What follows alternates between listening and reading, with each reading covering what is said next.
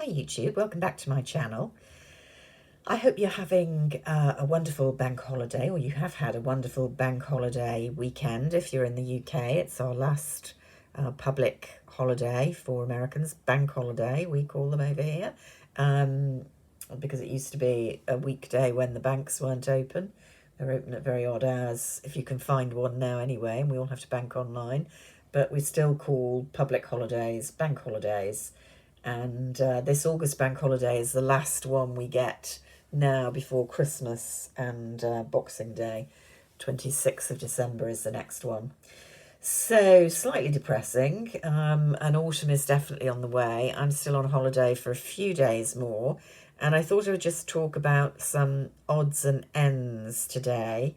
I do have some updates on the wearing of the Chanel autumn products I showed you the other day unboxing, but I'll save that for another video. I wanted to talk first and foremost about sunscreens and sun protection products. Bit late in the season really to be doing this. Not that it's been the sunniest of seasons here in the UK. It has in other parts of Europe, of course, where they've been literally burning up. But I brought a few really to use up, a couple of new products. The one I wanted to talk about most, really, and warn you off, I have to say, or, well, you know, some people love this product, and this is what's a real mystery to me. It's the Chantecaille Ultra Sun Protection SPF 45 Anti-Glycation Primer, which I bought on the basis of a lot of really positive reviews that I saw on YouTube, I read in magazines over the last couple of years. I bought it last year, so I didn't finish it up last year, which you ought to really finish up and then junk your sun products within a year, but I think you can use them for 2. So I definitely wanted to use this up because it's so expensive. It's described as an oil-free mattifying UVA and UVB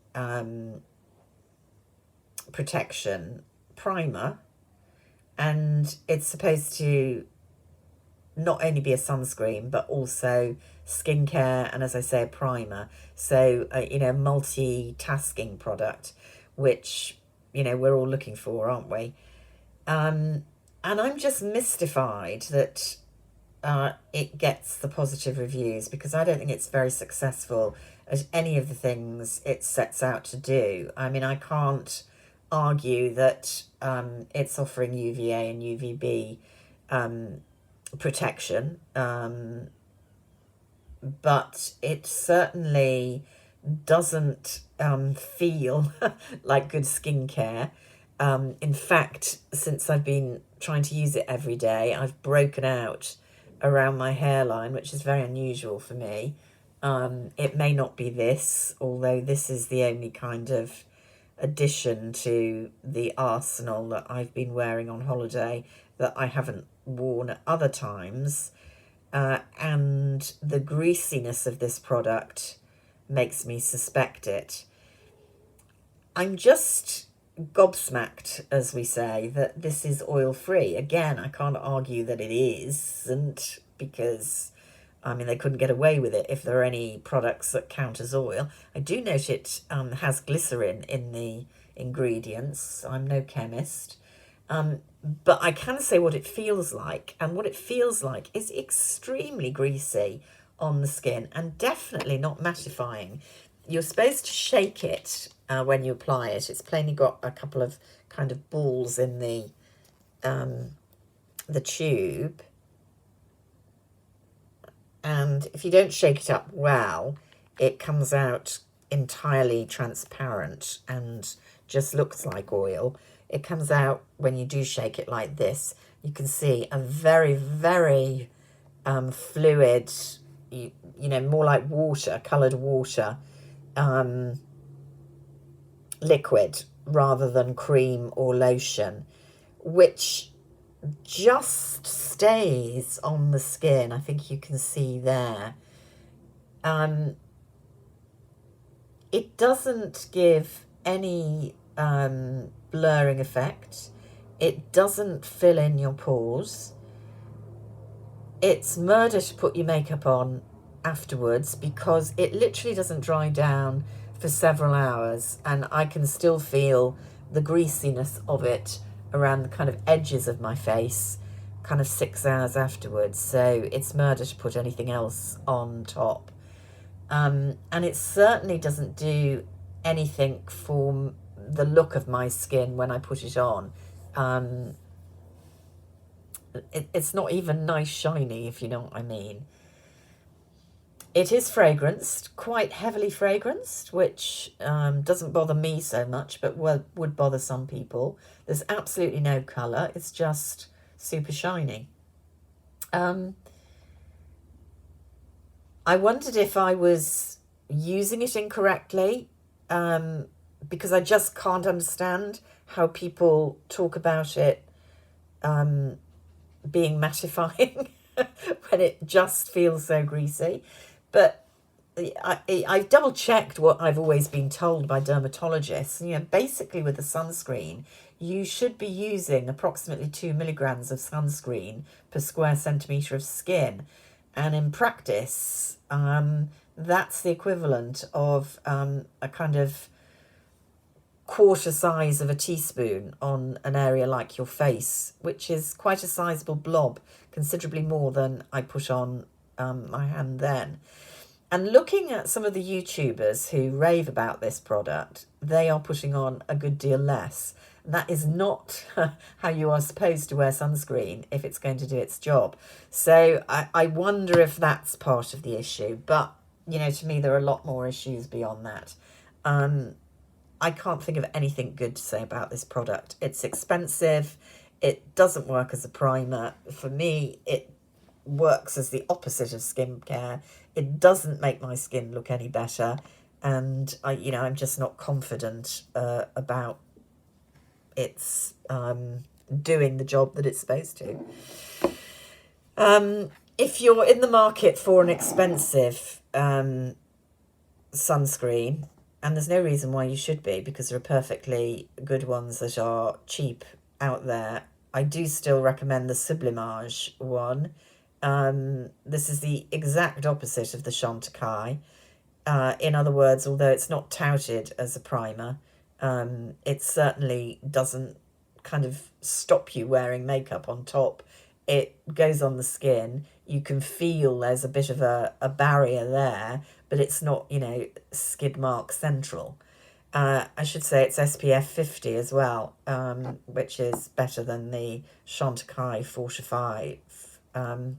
So much prefer this, that gets none of the love that the Chantecaille number gets. I also have been using the Ultra Sun 50 face and scalp protection mist, really to use to reapply, because you're supposed to reapply every 2 to 4 hours, certainly in, kind of strong sunlight. And I do find something that's a spray on is quite useful at areas like back of my neck when I'm out walking, and scalp, which this is designed for, and I do recommend this one. I also think the Roche-Posay range, their specific, I don't know, is it Anthelios? As a whole range. I have got their lotion and their cream. I didn't bring those because I knew the weather was not going to be that splendiferous on this particular holiday. This is the lipstick. It's a really reputable and good sun range. The only new products, apart from the Chanel Autumn things that have come while I've been here, that I've been using have been the Terracotta Le Teint, which I showed you, I think, a few weeks back, which I brought as my kind of main foundation. I'm trying to use up this old Chanel CC cream. They don't even make it in 30 now, it's 50, which I don't like as much as this one. Quite good coverage with this, by the way. But if I don't finish this season, then I will junk that. The Terracotta Le Teint, I do like it. It's a healthy glow, described as a luminous matte medium coverage. Gemstone technology, which supposedly blurs and mattifies. I think it's nice. I experience it to be marginally drying on the skin, although that may be the old Chantecaille underneath.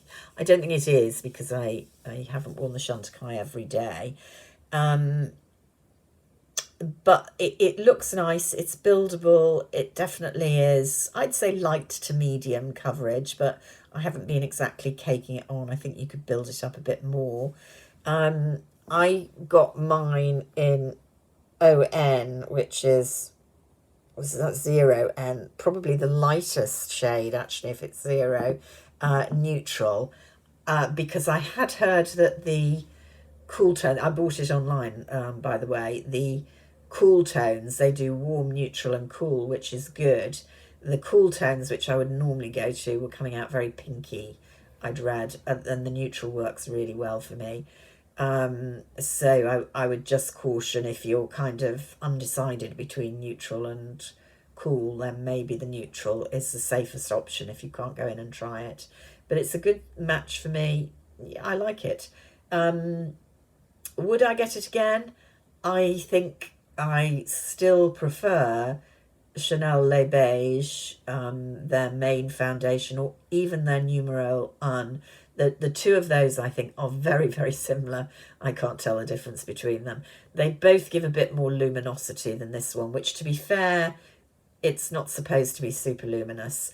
And I prefer slightly the feel of them on the skin. They're very, very similar.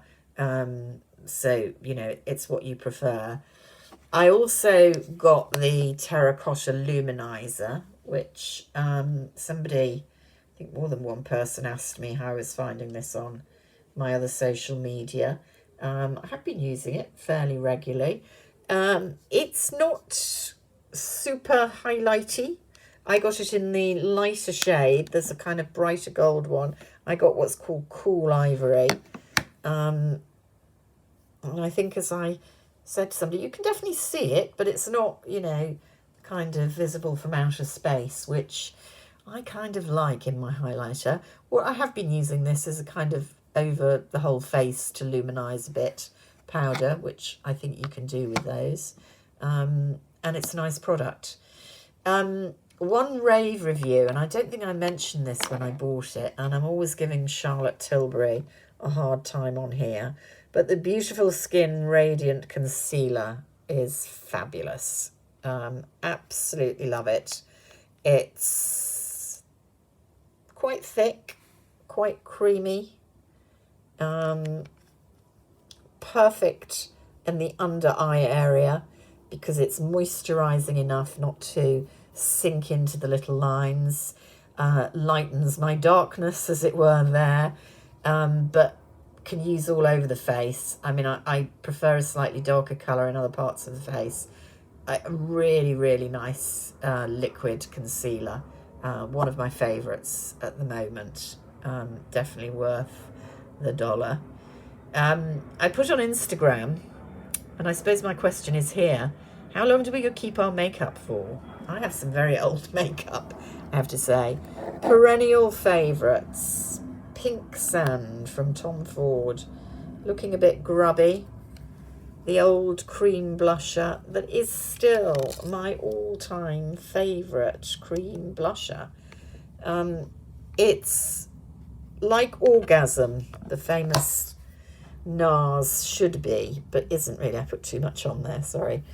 But there we see it, rubbing in. Not showing up here, but it's just the most perfect pink with a kind of gold gloss in it as well. I absolutely love it.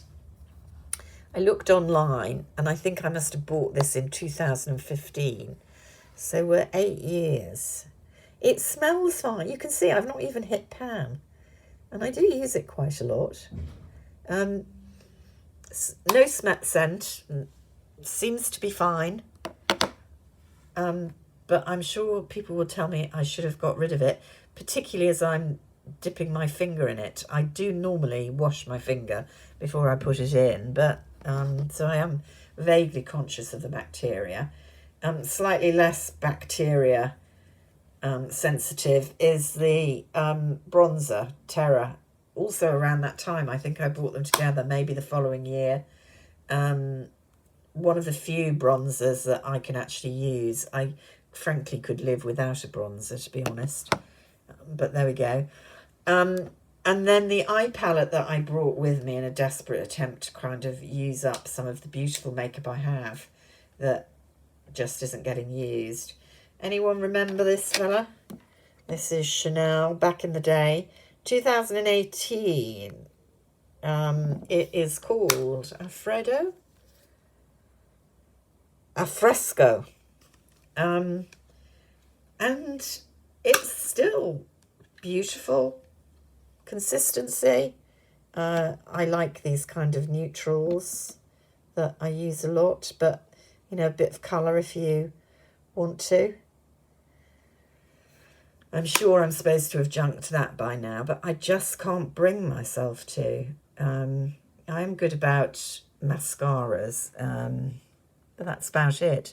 So, yeah, you tell me in the boxes below how disgusting I am. Don't worry, I won't shout at you. And how long you keep your makeup for. I have to tell you, I have one or two eyeshadows that I keep mainly for sentimental purposes that I know date back to the early noughties, if not the 90s, some Stila products. But mostly things get jettisoned at about the 10-year mark. But I'm worried about that pink sand, I have to say. I never want to get rid of that. And they've never brought it back. It is such a beautiful product. Anyway, there we go with me yammering on about bits and bobs. I promised to get back on with my thoughts on the Chanel autumn range very soon, because I'm definitely in the mood for autumn makeup now. Sad to say the summer is ended. So, hoping you're all fit and well. If you've got to the end, a thumbs up is always appreciated, as are your comments and tips, hints, and what you're loving. Until next time, bye for now.